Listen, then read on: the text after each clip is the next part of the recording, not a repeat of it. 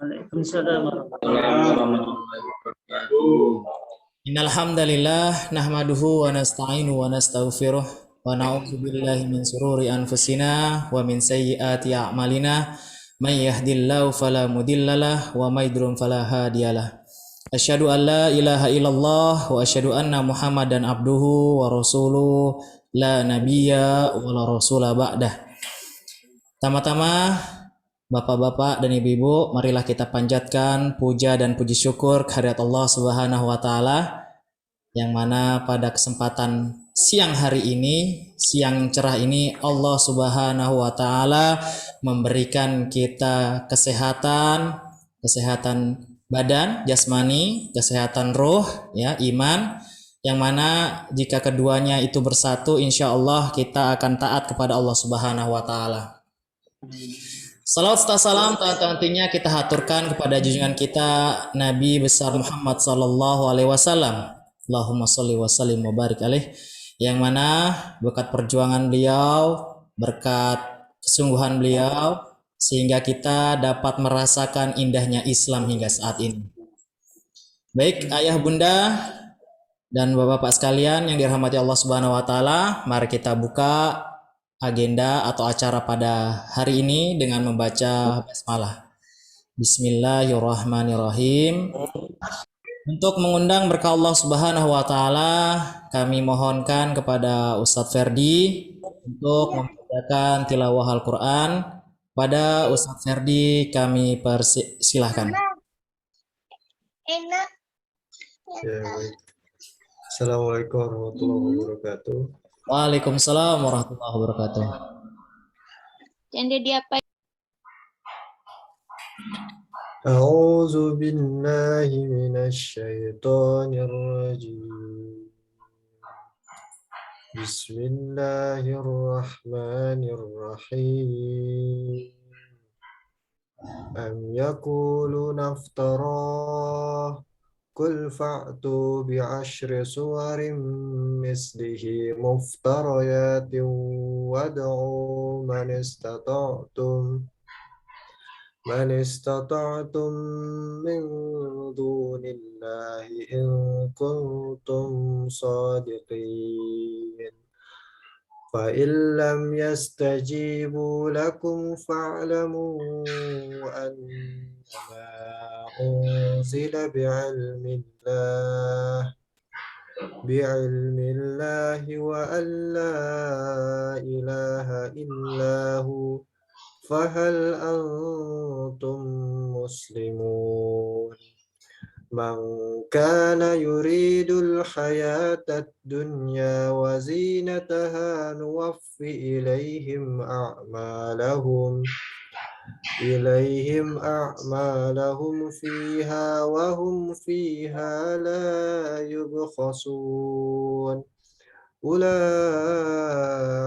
allazina laysa lahum fil akhirati illa an-nar wa habita ma sana'u fiha wa batilun ma kanu ya'malun. Afaman kana ala bayyinatin min rabbih wa yatluhu syahidun minhu wa min qablihi kitabu Musa imaman wa rahmah ulaika yu'minuna bih ومن يكفر به من الأحزاب فالنار موعده فلا تك في مرية منه إنه الحق من ربك ولكن أكثر الناس لا يؤمنون. صدق الله العظيم. Assalamualaikum warahmatullahi wabarakatuh. Waalaikumsalam warahmatullahi wabarakatuh. Alhamdulillah. Terima kasih jazakallah khairan katsirah kepada Ustadz Ferdi yang telah membacakan beberapa ayat tadi. Semoga dengan pembacaan ayat Al-Quran tadi, acara kita mendapatkan berkah dari Allah Subhanahu wa taala Dan semoga dengan pembacaan ayat suci Al-Quran juga tadi dapat menambah ya imun kita, yang mana Al-Quran ini adalah syifa atau obat seperti itu.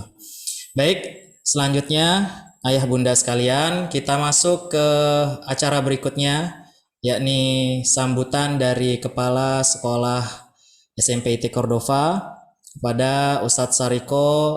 Kami persilahkan. Bismillahirrahmanirrahim. Assalamualaikum warahmatullahi wabarakatuh. Waalaikumsalam warahmatullahi wabarakatuh. Alhamdulillahilladzi an'ama alaina bi ni'matil iman wa bi ni'matil islam wa bi ni'matil ukhuwah wa bi ni'matil seha. Asyhadu an la ilaha illallah wa asyhadu anna Muhammadur Rasulullah. Allahumma salli ala sayyidina Muhammad wa ala alihi wa sahbihi wa mawalah. Rabbi shrah li sadri wa yassir li amri wahlul 'uqdatam min lisani yafqahu qawli, amma ba'. Rasa syukur kembali kita tentu adalah ucapkan, dan terlalu terngiang dalam diri kita adalah ketika Allah SWT masih memberikan kepada kita semuanya nikmat sehat.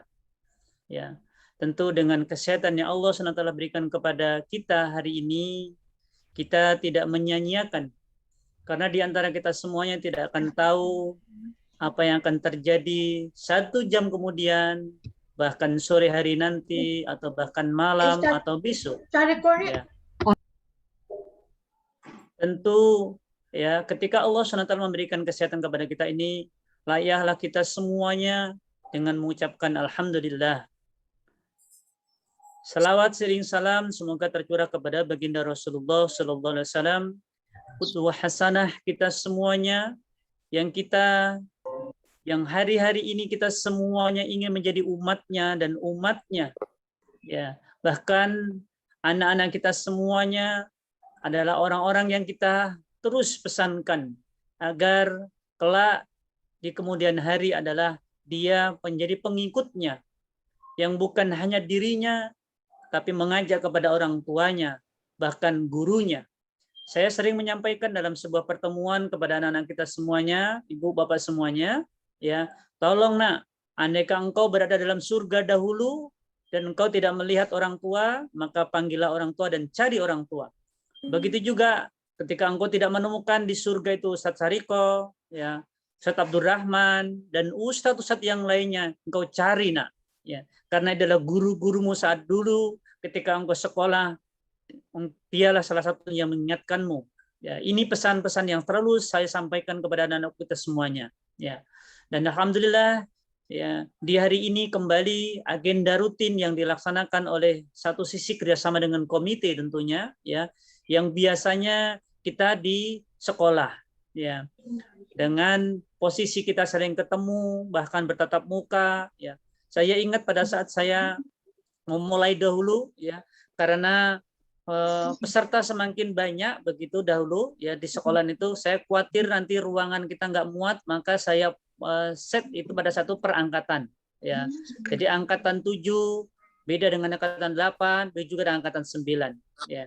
Karena kita mencoba untuk menyarikan materi yang pas, ya, dalam kegiatan seperti ini, apa keinginan orang tua. Ya, saya ingat pada saat itu salah satunya adalah kita menghadirkan Pak Yoga, ya, dia tentang bagaimana memerankan orang tua dalam posisi sebagai pendidik, ya, yang saat itu dia belum, atau pertemuan saat itu belum masa pandemi yang seperti ini.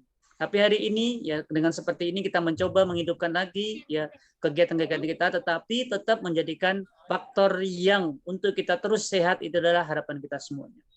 Bapak Ibu yang dirahmati Allah SWT, tentunya Bapak Ibu baru saja tadi melihat anak-anak kita semuanya, ya, di tengah mungkin, mohon maaf, ya, tidak banyak sekolah. Saya katakan bukan tidak ada, tidak banyak sekolah. Ya, hari ini adalah hari pramuka, ya, hari pramuka di mana anak-anak kita sebagai taruhlah siswa, ya, pencari ilmu, ya, dia paham dengan bagaimana ketika pramuka itu dalam meniti karirnya nantinya itu juga menjadi yang terdepan. Ya, bagaimana seorang pramuka itu sudah punya tanggung jawab, bagaimana pramuka itu adalah orang yang selalu tidak pernah rasa takut dan seterusnya dalam hidupnya, ya, karena dia bisa dalam posisi di hutan, bahkan di lautan, ya, dalam kondisi apapun dia alami, hujan, panas, dan seterusnya. Itu yang tertempa dalam dunia kepramukaan. Tadi saya sendiri jadi pembina upacara, dan anak-anak kita, alhamdulillah, Ibu, saya ucapkan terima kasih yang sebesar-besarnya. Hari ini hampir semua, 90% anak kita menghadiri, ya, untuk acara bersama dengan guru-guru kita, ya, yang gurunya pun juga bersebaran. Ada yang di rumah, ada yang di sekolah, kecil sekali yang di sekolah, ya, karena hanya panitia saja, ya, dan selebihnya banyak di rumah. Saya sendiri pada saat sambutan pun di rumah, ya, sambil menyimak, ya. Mundur beberapa hari yang lalu, ya, anak-anak kita juga alhamdulillah mendapatkan materi yang subhanallah. Ini dalam sejarah SMP tidak pernah mungkin terpikir, ya. Tetapi anak kita lagi-lagi telah memberikan karya kepada kita semuanya, kepada ibu, kepada kami selaku dewan guru, ya, selaku ustadz saja semuanya yang membimbing beliau. Anak kita bisa langsung komunikasi, ya, bahkan bisa mencari linknya dengan seorang yang taruhlah dengan secara pendidikan, ya, dia terbaik, tetapi yang lebih terbaik lagi adalah seorang yang ahli Quran, ya. Bacaannya yang sering kita baca mungkin kita lihat di video kita atau di Zoom kita atau di mana saja, ya. Ini yang biasanya kita dengarkan, yang mungkin kalau kita sedang berangkat menggunakan mobil kita, itu sering kita setel bacaan Al-Quran itu, ya. Muzammil, Hasbalah, yang kita semuanya tahu, ya. Alhamdulillah beliau menyampaikan materi hampir 2 jam kepada kita semuanya. Kemudian saya terakhirnya, ya, saya bukan bertanya, tetapi justru, Ustadz, andaikan nanti masih ada kemungkinan lagi kami bisa bertemu, Ustadz, kami akan menghadirkan orang tua. Ini bentuk daripada materi yang disampaikan kemarin itu subhanallah luar biasa, ya, yang membuat saya menyimak dari awal sampai akhir itu. Andaikan anak-anak kita semuanya terus menjadi yang harapan-harapan beliau orang ahli Quran, maka pasti akan menjadi kebahagiaan kita semuanya.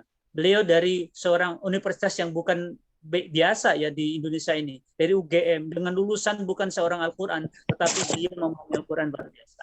Ini satu contoh yang kita terus kembangkan kepada Bapak semuanya. Begitu juga, ya, dalam materi hari ini Ustadz Dr. Sani bin Hussein sudah datang, Pak Abdurrahman. Sudah, Ustaz. Atau dari rumah? Dari sudah di situ, ya. Di rumah, Ustaz. Ya. Alhamdulillah. Ini bentuk yang tadi saya katakan, ini bagaimana kita terus menyambungkan.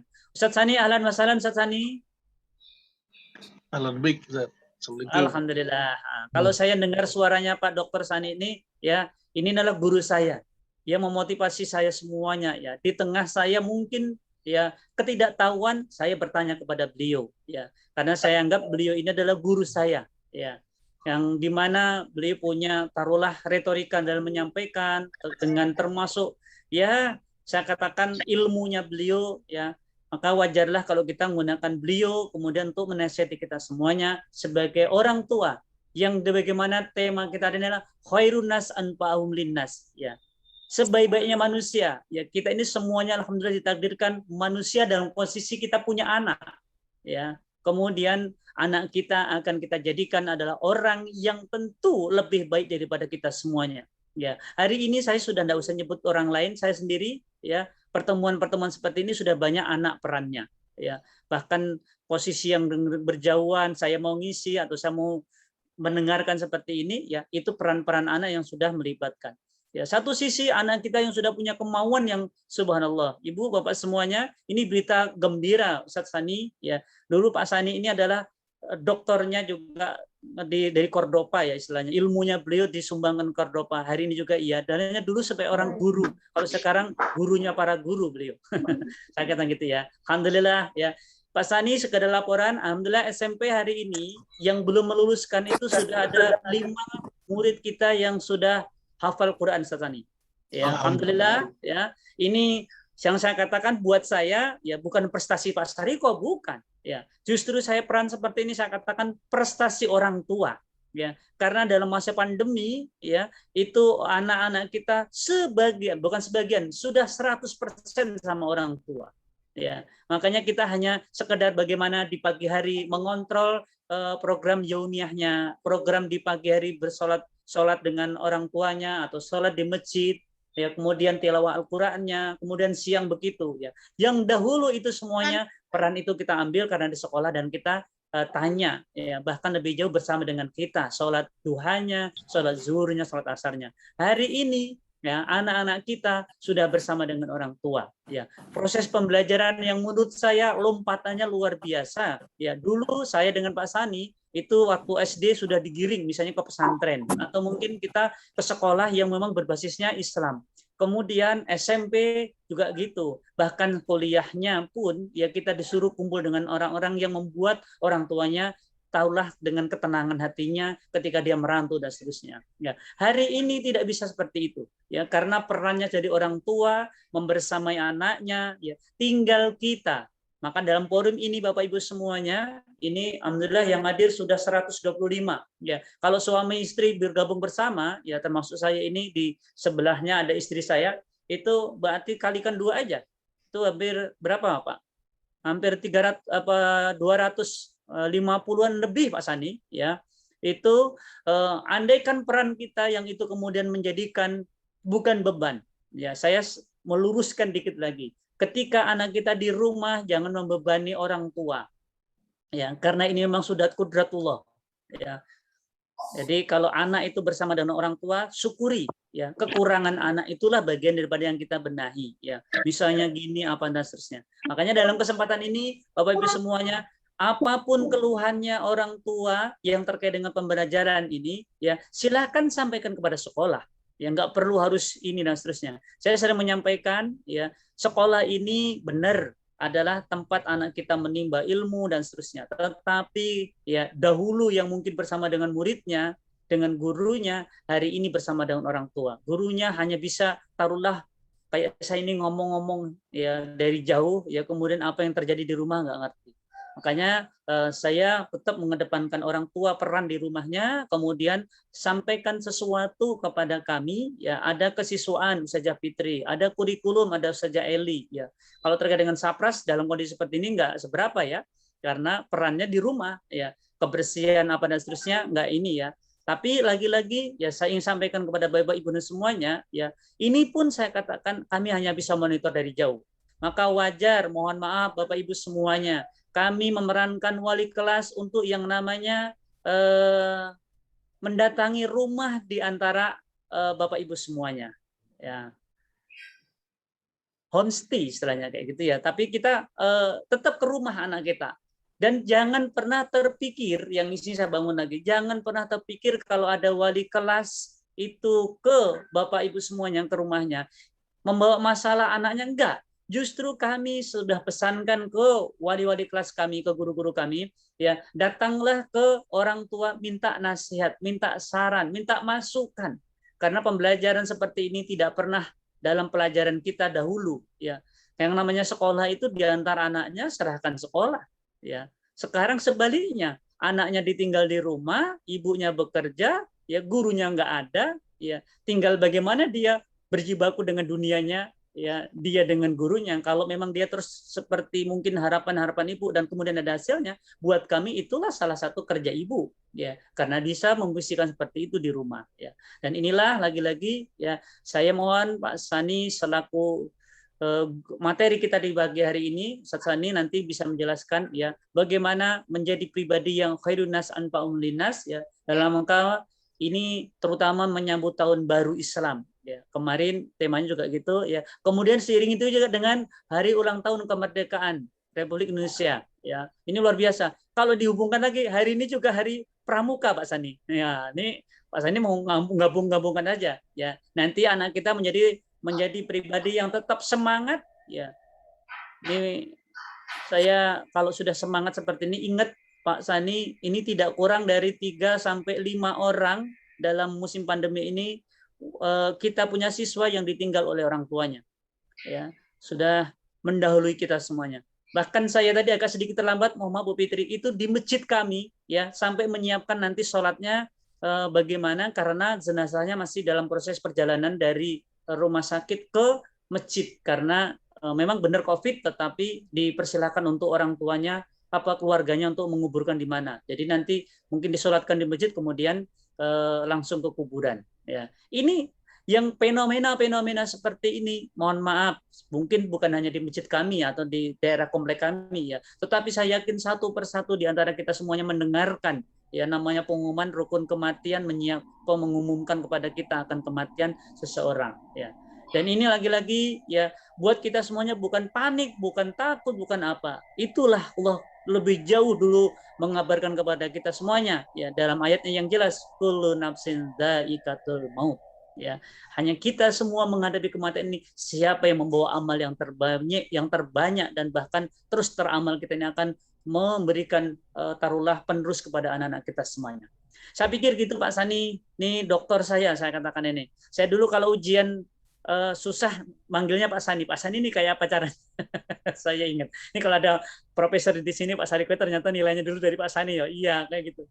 Jadi dulu kalau S2-nya kesulitan dengan apa itu Pak Sani nih karena beliau bisa dari jauh dihubungi untuk menyampaikan sesuatu kepada kami. Termasuk belum lama kami mengisi bukan dokumen ya. Ada yang nikah, Pak Sani kirimkan materi terkait dengan pernikahan ini kebetulan ponakan saya sendiri. Pak Sani lah yang salah satu yang maju dalam konteks materinya. Alhamdulillah, terima kasih Pak Sani. Saya terlalu banyak kalau misalnya apa kesulitan saya untuk bertanya Pak Sani ya, karena memang guru kami ya dan beliaulah yang harus kita tiru semuanya dengan amal-amal beliau. Hari ini Cordova itu punya Mars Cordova karya dari Ustadz Sani bin Hussein. Kalau bisa nanti terakhirnya Pak Ari, tolong kita sebelum Pak Sani nyanyikanlah dulu bersama itu lagunya itu biar Pak Sani juga mengenang ini karya beliau ya. Iya, betul, karya beliau. Termasuk kami perpisahan kemarin lagu Pak Sani ini masih terngiang ya karena alhamdulillah sekarang udah diabadikan ya. Jadi dalam bentuk ini sudah ditampak. Biar tahulah Pak Sani ini bukan semacam seorang politisi tapi seorang ustadz yang banyak karyanya di sekolah-sekolah kami. Demikian, jazakallahu khairan Pak Sani. Alhamdulillah, lama tak jumpa, tapi hari ini berjumpa dengan kita semuanya dalam keadaan sehat walafiat. Terima kasih pada Bapak semuanya, ya titip kepada anak-anak kita yang ada di rumah, terus terjaga. Ya, apapun kesulitan Ibu dalam sama-sama kita mendampingi sampai dia menjadi anak yang dewasa dan tanggung jawab adalah peran kita semuanya. Ibu yang terdepan, kami adalah bagian yang mungkin terus ya memberikan support ya, bahkan kekurangan kami inilah sesungguhnya kenyataan apa yang tidak kami pungkiri. Assalamualaikum warahmatullahi wabarakatuh. Assalamualaikum warahmatullahi wabarakatuh. Masya Allah. Jazakallah pada Ustaz Sariko yang telah memberikan sambutannya kepada kita. Banyak pesan yang diberikan oleh beliau kepada kita semua ya, yang mana pesan-pesan beliau tersebut sangat bagus sekali ya. Cordova sudah berusaha memberikan yang terbaik kepada ananda-ananda sekalian yang ada di rumah ya, yang mana bahkan di bulan Agustus ini banyak sekali materi-materi yang sangat bagus menurut saya yang diberikan oleh Cordova ya. Salah satunya kemarin dengan datangnya Ustadz Muzammil Hasballah ya, yang mana saya sedikit merangkum beliau mengatakan adab sebelum ilmu itu ya. Iman sebelum Al-Qur'an, kemudian adab sebelum ilmu, kemudian amal ilmu sebelum amal. Dan ada satu lagi hadis kalau tidak salah yang disampaikan oleh beliau, barang siapa yang menuntut ilmu bukan karena Allah ya, karena hanya jabatan, hanya karena gaji atau apa gitu, maka tidak akan mencium aroma surga seperti itu. Masya Allah, ini mengingatkan kita semua, mengingatkan anak-anak kita semua bahwa belajar itu lillah gitu kan, belajar itu karena Allah gitu kan, bukan karena sesuatu. Baik, kita masuk ke materi inti ayah bunda sekalian. Semoga ayah bunda sekalian di sana dalam keadaan sehat selalu ya, untuk selalu mendampingi SMPT Cordova gitu. Jika ada masukan atau ada keluhan boleh langsung disampaikan kepada pihak sekolah gitu, agar kita sama-sama memperbaiki hal-hal yang kurang yang ada di SMPT Cordova. Baik, kita lanjut ke acara selanjutnya ya bunda sekalian ya, acara inti yakni materi yang akan disampaikan oleh Ustadz Sani bin Hussein. Tetapi sebelum masuk ke materi, saya ingin menyampaikan sedikit profil beliau. Nama beliau Sani bin Husain, ya dengan gelarnya tadi sudah disebutkan oleh Ustadz Sariko, dokter, uh, ya Ustadz ya, dokter SIMSI ya, kalau tidak salah seperti itu. Nah, kemudian sudah menikah, status sudah menikah, 1 orang istri dan 2 anak perempuan. Riwayat pekerjaan, guru SD IT Cordova, sempat bekerja juga di guru SD IT, kemudian SMP IT juga Cordova juga sudah pernah. Kemudian dosen luar biasa IAIN, dosen pendidikan agama dan ilmu sosial dasar Politeknik Kesehatan. Yang kelima, dosen PGMI gitu. Dan tentunya masih banyak sekali prestasi-prestasi yang beliau ukir yang tidak bisa kita sebutkan satu persatu. Kemudian alamat beliau di Jalan Kadri Oning, Air Hitam, Samarinda. Ya, insya Allah dekat dengan Cordova seperti itu. Ya, baik, untuk lebih menikmati lagi, ya semoga ayah bunda semua silahkan mempersiapkan, mungkin ada air minum, boleh dipersiapkan ya, makanan-makanan kecilnya monggo supaya kita lebih santai mendengarkan banyak ilmu yang disampaikan oleh Ustadz Sani bin Husain. Kepada Ustadz Sani kami persilahkan. Bismillahirrahmanirrahim. Assalamualaikum warahmatullahi wabarakatuh. Waalaikumsalam warahmatullahi wabarakatuh. Alhamdulillahilladzi haqqan mutlaqallahu jalali wal ikram. Alaihi salatu wassalam lin nabiyil kiram Muhammadan tasliman katsira. Allahumma salli wa sallim ala sayyidina Muhammad wa ala alihi wa ashabihi ajmain. Yang saya hormati, saya muliakan Ketua Komite Sekolah, Ayahanda Bunda. Yang saya hormati, saya muliakan Kepala Sekolah kebanggaan kita, Ustadz Sariko. Yang saya hormati, saya muliakan para asatiz di Ustadzin al-kiram, Ustaz-Ustazah yang sudah mendidik anak kita. Terima kasih banyak. Seluruh pegawai, staf, semua yang hadir dalam majelis kita. Betapa bahagia kita hari ini, kita dibersamai orang-orang tua yang insya Allah dengan doa mereka maka akan memberkahi setiap langkah kita mendidik putra-putri kebanggaan umat dan bangsa ini. Saya sebenarnya mengajar di Cordova dan akan selalu siap mengajar di Cordova. Masya Allah. Karena Cordova ini sekolah yang kita bangun tujuannya agar kelak kita punya generasi muslim yang mampu berkiprah secara luas untuk membangun umat dan bangsa. Ada baiknya saya perkenalkan diri, nama saya Sani bin Husain, ayahanda bunda sekalian. Waktu akte kelahiran saya jadi kelas 2 SD itu, sebenarnya saya protes dengan bapak saya. Saya protesnya begini, Pak, kenapa BIN-nya itu ditulis di akte kelahiran? Harusnya kan tidak usah ditulis, Pak. Karena BIN ini dipakai otomatis kalau orang baca doa. Dipakai otomatis kalau orang menikah. Dan dipakai otomatis kalau baca doa orang meninggal. Baca doa haul, ya, arwah. Mesti pakai BIN. Tapi kenapa BIN-nya ditulis di akte kelahiran, Pak? Bapak saya itu dengan wajah yang santai menjawab, supaya namamu itu unik. Nggak ada sama dengan namamu. Betul Bapak Ibu, semenjak saya sekolah dari TK, sampai selesai sekarang nggak ada yang sama dengan nama saya. Saya yang pakai BIN itu. Tapi oke lah.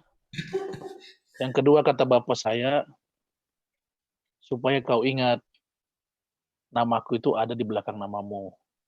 Setiap anak itu memang membawa nama baik orang tuanya. Jadi hati-hatilah. Kalau kau berbuat baik, bapak bangga. Tapi kalau kau berbuat jahat, katakan merampok begitu, nama bapak pun masuk koran. Nah, semenjak itu saya tidak bertanya lagi kenapa nama saya Sani bin Husain. Saya tidak protes lagi dah. Walaupun memang agak terdengar agak jarang di Indonesia. Nah, Bapak Ibu sekalian boleh panggil saya Sani. Tapi minta tolong jangan dipanggil Bin. Nggak jelas anaknya siapa. Juga jangan dipanggil Husein. Itu jelas nama bapak saya. Jadi panggil aja saya Sani. Serba salah. Mengingat nama saya ini gampang-gampang susah ayah bunda. Jadi gampang kalau ingat lagunya BCL 7 tahun yang lalu ya. Iya. Saya nggak tahu ya kenapa dia nyanyi lagu itu. Tapi yang jelas nggak ada hubungan dengan saya itu. Kayak apa lagunya, Ustaz? Nah, Gimana lagunya, Ustaz? Ustaz Ari yang tahu tuh ya. jadi jadi alhamdulillah saya diberikan kesempatan yang baik dapat bersilaturahim dengan ayah bunda. Mungkin salah satu anugerah yang Allah berikan hari ini adalah berjumpaan pada media online ini. Saya tadi melihat wajah ayah bunda semua ini. Dalam batin saya ini wajah orang tua yang diberkahi insya Allah. Amin ya Rabbal alamin. Ayah bunda sekalian, sebenarnya umur bumi ini menurut ahli ilmu bumi itu 4,5 miliar tahun. Jadi 4,5 miliar tahun. Umur bumi ini 4,5 miliar tahun. Dan sebenarnya waktu itu lepas dari titiknya menuju titik yang lain tanpa pernah berputar. Saya ulangi, pelan-pelan aja. Waktu itu lepas dari satu titiknya ke titik yang lain tanpa pernah berputar. Jadi sebenarnya tidak ada waktu yang terulang pada hakikatnya. Secara hakikat tidak ada waktu yang terulang. Itu sebabnya apa yang terjadi tidak bisa terulang. Tapi yang unik adalah, perhatikan Quran Surah At-Taubah ayat 36. Allah kemudian memutar waktu itu dengan satu rotasi. A'udzubillahi minasyaitonirrajim. Bismillahirrahmanirrahim. Inna iddata syuhuri indallahi isna asyra syahran. Allah, di sisi Allah ada bilangan 12 bulan dalam satu tahun. Jadi Allah kemudian memutar waktu ini menjadi putaran-putaran. Yang satu putaran itu 12 bulan. Quran Surah At-Taubah ayat 36. Tentu kemudian kita berpikir, mengapa Allah ini menjadikan satu periode 12 bulan ini? Dalam rangka apa? Nah, setelah kita renungkan, ada fakta menarik Bapak Ibu sekalian. Di balik desain Allah membuat waktu ini berputar satu periode, 12 bulan tadi. Yang pertama, penyebab pertama dari banyak literatur yang kita baca, itu karena ada faktor ashabul hemamul aliyah. Allah menciptakan satu periode perputaran waktu ini untuk mengajarkan kepada manusia menghargai waktu dan sejarah. Jadi Allah mengajarkan manusia untuk menghargai waktu dan sejarah. Waktu ini barang mahal dan barang berharga. Saking mahal dan berharganya waktu, Allah pernah bersumpah demi waktu. Allah tidak mungkin bersumpah dengan sesuatu yang sepele. Nah, jadi inilah pelajaran pertama. Allah sengaja membuat satu periode perputaran waktu dalam rangka mengajarkan kepada manusia menghargai waktu dan sejarah.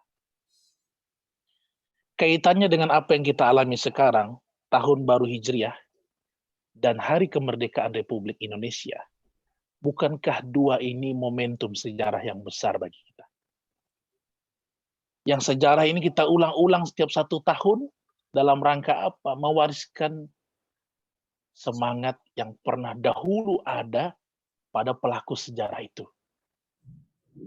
Jangan sampai kita kehilangan sejarah. Jangan sampai anak-anak kita lebih tahu Superman, pahlawan khayalan dari Amerika, yang sayapnya panjang, pakai pakaian dalam di luar, itu kan pakai CD di luar dia tuh, terbang ke sana kemari, tapi dia nggak kenal pahlawan bangsa sendiri. Jangan sampai dia kenal Spider-Man, pahlawan ilusi dari Inggris, yang bisa salto 3 km, 2 kali salto sampai ke pasar pagi, 3 kali salto nyangkut di jembatan 2. Tapi dia nggak kenal pejuang kemerdekaan, bahkan disangka-sangka sendiri. Jangan sampai dia kehilangan sejarah. Coba Bapak Ibu tanya tentang zombie. Pasti muka mereka berkerut, ketakutan. Ternyata zombie itu bukan monster. Zombie itu nama seorang syekh di Amerika Selatan yang mengislamkan daerah Brazil dan sekitarnya. Betapa kita kehilangan sejarah. Padahal Syekh Zombie itu seorang ulama dan seorang pejuang yang baik. Tapi sekarang zombie itu dikenal sebagai mayat hidup. Jadi ini sampel betapa orang kehilangan sejarah. Orang yang kehilangan sejarah, kehilangan nilai berharga. Dan orang kalau kehilangan nilai berharga, maka dia kehilangan kebanggaan hidup. Terkait sejarah kita, ini kaitannya ke sejarah Indonesia dengan sejarah Islam. Selama ini kan kita mengenal, sejak kita SD diajarkan bahwa masuknya Islam itu pada abad ke-13 oleh pedagang Gujarat India. Yang menarik, sejarah ini sebenarnya bukan tanpa kontroversi. Karena di tanah Jawa ditemukan makam seorang perempuan bernama Fatimah binti Maimun yang punya batu nisan bertuliskan tauhid, dan batu nisan itu diteliti ahli batu pada abad ke-10. Jadi sebenarnya Islam masuk 3 abad sebelumnya dari sejarah yang dicatat abad 13. Dan kalau Islam masuk pada abad ke-13 lewat perdagangan oleh pedagang Gujarat India, sejarah dunia mencatat bahwa pada abad ke-13, Gujarat itu belum Muslim. Daerah Gujarat itu berubah menjadi Muslim pada abad ke-14, tepatnya 1411. 1411, bulan September, dengan ditandai perubahan nama daerah dari Gujarat menjadi Ahmedabad. Jadi kalau dikatakan Islam masuk abad 13, itu pedagang Gujarat yang mana? Mereka belum Muslim. Maka timbul tanda tanya besar tuh. Sebenarnya kapan sih? Ternyata yang mencatatnya adalah seorang mahasiswa dari Belanda bernama Piet Nepel yang dipresentasikan di Leiden University. Dulu penelitian-penelitian orang Belanda itu dapat sponsor biaya jika sesuai dengan visi misi pemerintahan kerajaan Belanda. Nah, pada saat itu Belanda ingin mengaburkan sejarah Indonesia. Jadi mahasiswa yang dapat sponsor yang bisa menulis sesuai dengan visi misinya. Nah, saya khawatir kalau kita terlalu tahu percaya dengan sejarah yang tulis penjajah, maka kita kehilangan jati diri dan sejarah kita sesungguhnya. Terus kita mau cari kemana sejarah kita ini? Jika kita tidak mempelajarinya. Rupanya ketemu di negeri orang. Bapak Ibu sekalian, kalau Anda ke museum di Cina, di Guangzhou, ada sejarah tentang negeri Holing. Holing itu adalah negeri sebutan untuk negeri Nusantara. Ya. Kalau kita ke Spanyol, Granada, itu ada museum sejarah yang menceritakan tentang Kalingga. Kalingga, mereka menyebut Kalingga itu untuk kerajaan tertua di Nusantara. Kalau bumi itu bulat kan, di sini kan Cina, di sini kan Spanyol, Eropa. Jadi bumi ini punya 2 catatan yang terpisah azimut begitu jauh. Tapi kalau disandingkan, mirip. Yang pertama mirip waktunya. Mereka menyatakan Islam masuk ke Nusantara itu abad ke-6. Bukan abad 13. Jadi kita kehilangan hampir, bayangkan 13 sama 6 itu rentang waktunya berapa itu? Rentang waktunya itu. Kita hampir kehilangan 7 abad sejarah itu. Masuknya Islam ke Nusantara itu masa kekhalifahan Utsman bin Affan. Utsman bin Affan itu diangkat menjadi khalifah umur 71 tahun. Jadi baru jadi khalifah dia. Makanya kita yang belum umur 71 tahun tidak boleh merasa tua. Karena pernah ada khalifah diangkat 71 tahun memimpin Islam. Coba kita lihat seratanya ya. Abu Bakar As-Siddiq itu kan pada masa pemerintahannya menguatkan struktur pemerintahan, menegakkan hukum, dan menentang yang tidak mau bayar zakat. Itu Abu Bakar As-Siddiq. Khalifah kedua Umar bin Khattab radhiyallahu an itu lebih fokus untuk ekspansi ke Eropa dan menguatkan struktur pemerintahan yang sudah ada, yang pondasinya dilanjutkan dari pendahulunya. Nah, masa kekhalifahan Utsman bin Affan, ekspansi itu berlanjut ke selatan dan ke timur jauh. Tapi karena ke timur jauh itu kan banyak laut, maka kemudian untuk pertama kalinya umat Islam membangun angkatan laut di masa kekhalifahan Utsman bin Affan. Diangkatlah seorang laksamana bernama Muawiyah bin Abu Sufyan. Sebelum berlayar, dia sampaikan kepada Muawiyah, tolong kau berlayar ke dinasti Tang Cina. Diplomasi ke sana, sambung hubungan baik. Sekaligus punya misi dakwah, berangkat tuh. Sampai dinasti Tang itu disambut dengan baik. Terjadi hubungan harmonis, sebelum balik disampaikan, nanti kalau mau balik, mampir dulu ke Holing. Holing itu apa? Dia tunjuk daerah dekat Jepara. Di Jepara itu ada sungai kuno tuh, tempat kerajaan besar dulu. Di sana kata orang-orang di dinasti Tang, kalau kami mau menyerang suatu negara, kami cek dulu warganya itu. Biasa kami kasih emas bercecer situ. Kalau hilang dalam waktu singkat, berarti begitu lemahnya sistem di situ, hukum di situ. Kami hajar, selesai itu negara. Tapi Holing ini kami kasih 1 pundi emas di tengah pasar, sampai 3 minggu tidak ada orang sentuh. Maka kami nggak jadi nyerang lah. Ini betapa struktur pranata sosialnya kuat, penegakan hukumnya kuat, dan orang sana sudah tahu itu bukan haknya gitu. Kata Muawiyah, waduh, pas ini. Agama yang kami bawa ini memang agama tinggi. Ketemu dengan akhlak yang tinggi. Islam itu kan ya'lu wa la yu'la alaih. Berangkat tuh. Sebelum balik dia mampir dulu. Yang mengagetkan Muawiyah bin Abu Sufyan ini Bapak, Ibu, Ayah, Bunda sekalian. Dia nggak nyangka. Di negeri-negeri Timur Tengah itu biasanya rajanya laki-laki. Ini ketemu rajanya perempuan. Kaget betul dia. Betulkah Anda ini rajanya? Iya saya.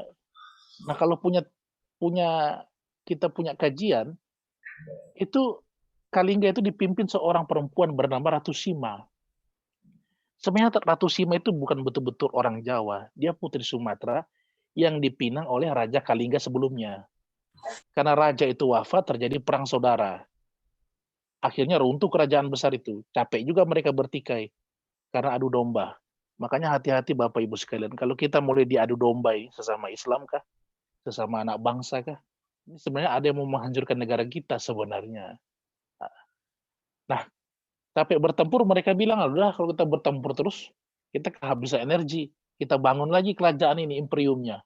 Kita angkatlah orang yang paling dekat dengan raja. Ya semua sudah tidak ada, habis bertempur. Sisa Ratu Sima lah diangkat. Terjadi hubungan diplomatik yang baik, karena pada abad ke-7, Ratu Sima memberikan akses jalan masuk ke Sumatera.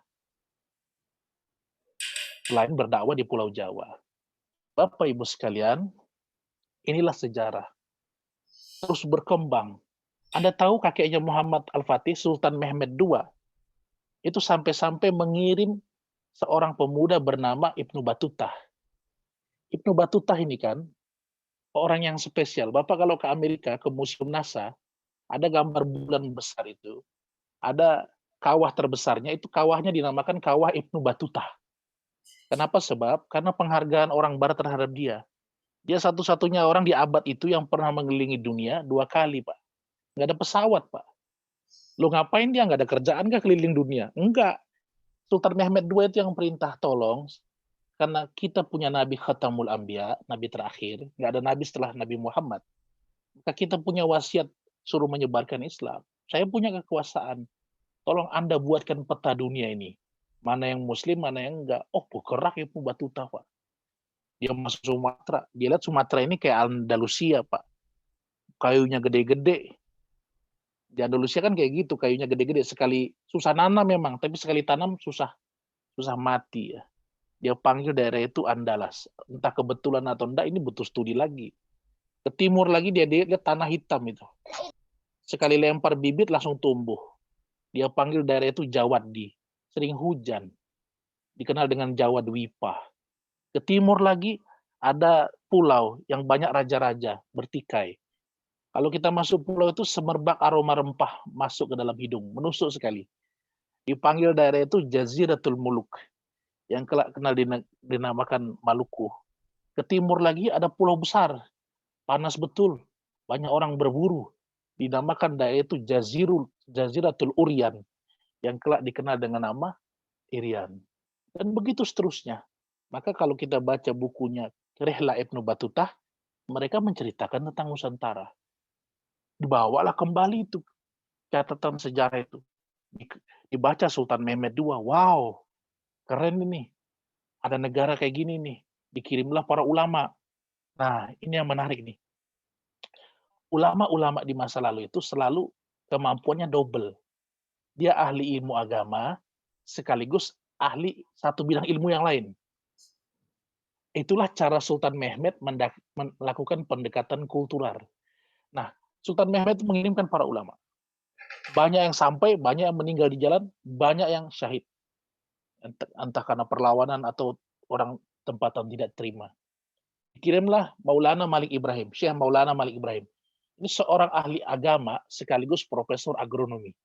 Makanya gaya irigasi dan sistem pematokan musim itu mirip dengan Islam.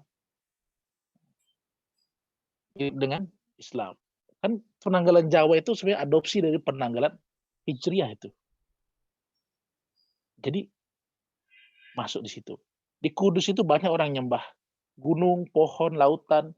Dikirim ahli psikologi, ahli ru'yah namanya Maulana Ishaq dari Maroko. Cuma sayangnya Syekh Maulana Ishaq ini sampai di Kudus dia badannya kurus kering seperti saya. Kurus kering gitu. Nggak terima Ustadz Ari ini. Kurus kering seperti saya itu. Nggak bisa makan dia. Dia dikirimkan usianya lebih tua dari yang lainnya. Jadi lidahnya ini udah terekam tuh makanan Maroko. Sampai Jawa dia bingung ini. Dia mau buat kue Maroko kan. Cuma nggak ada bahan. Mau ambil di mana gandum coba. Yang ada cuma beras. Ditumbuk jadi tepung beras. Dia hajar juga itu. Kue Maroko dengan tepung beras itu. Jadilah apem itu. Jadi apem itu sebenarnya kue Maroko yang salah bahan itu. Ini kelihatannya bercanda tapi serius. Itu apa teknik akulturasi pendekatan yang begitu lembut itu lewat makanan memang. Ketemu. Makanya Maulana Ishaq itu punya nama kesayangan di Pulau Jawa. Namanya Ki Ageng Geribik itu. Begitu sejarah berlanjut seterusnya sampai Sumatera itu ada seorang Habib Hashim bin Yahya bin Musayyah dari Hadramaut, Yaman. Ahli pengobatan juga. Tapi itu tentang abad seluruhnya. Itu seperti estafet terus berabad-abad. Berabad-abad Islam. Nah dia sampai ke Sulawesi ketemu dengan seorang ulama juga yang bergelar Datuk Ribandang. Nah dia bilang, begini, hanya Borneo ini yang belum kita masuki. Pada abad ke-15 kan, pasca Wali Songo. Wali Songo ini saya tidak usah ceritain lagi. Perjuangan luar biasa. Dan kita sudah tahu sebagian ceritanya. Mereka berdua menemui Raja Aji Mahkota untuk menyampaikan niat dakwah. Dan diterima dengan baik gitu, oleh Raja Aji Mahkota. Maka masuk Islam. Pada akhir abad 18, 19, 20, orang-orang Indonesia bahkan menjadi guru-guru di Timur Tengah. Yang paling salah satu yang terkenal adalah Syekh Muhammad Khatib Al-Minangkabau. Beliau menerima murid-murid dari Indonesia. Ada dua orang itu sahabat akrab. Satunya bernama Darwis, satunya bernama Hashim Asy'ari. Ini murid yang akrab berdua itu. Bahasa kita soulmate lah. Pulang ke tanah air, Darwis ini diganti namanya menjadi Ahmad Dahlan. Hashim Asy'ari tetap. Mereka pulang, dua-dua buat pergerakan. Kiai Haji Ahmad Dahlan membuat Muhammadiyah, Hashim Asy'ari membuat Nahdlatul Ulama. Nah, Bapak Ibu sekalian, yang saya cerita ini sejarah. Betapa kita Islam sekarang ini, kita Islam, anak kita Islam, ada sekolah Islam. Ini bukan perjuangan kita sendiri. Apa yang disampaikan Ustadz Sariko tadi betul. Ada perjuangan berabad-abad, berabad-abad. Hingga kemudian Islam sampai pada kita. Dan kita jangan sampai kehilangan sejarah. Mengenai penanggalan Hijriah, juga demikian. Bedanya penanggalan Hijriah dengan penanggalan Masehi kan ada beberapa poin. Yang pertama gini, penanggalan Masehi itu acuannya matahari. Berputarnya bumi terhadap matahari. Dan sayangnya, berputarnya bumi terhadap matahari itu nggak punya diameter. Karena definisi diameter itu 2 kali jari-jari yang identik. Di bumi itu Pak, dengan matahari, ada jari-jari pendek, ada jari-jari panjang. Kalau jari-jari panjang, maka dinginlah bumi ini. Kalau jari-jari pendek, maka agak panaslah bumi ini. Ya kan? Maka perputarannya 365 seperempat hari. Karena perputarannya condong, maka rumusnya harus disempurnakan dengan satu formula yang bernama kabisat. Jadi kalau kebetulan anak kita lahir di kabisat itu, kasihan betul dia. Dia ulang tahun 4 tahun sekali itu. Kasihan kakaknya tiap tahun, adiknya tiap tahun, ya apa boleh buat, korban kabisat.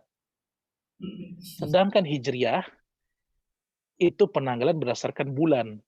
Bulan mengelilingi matahari.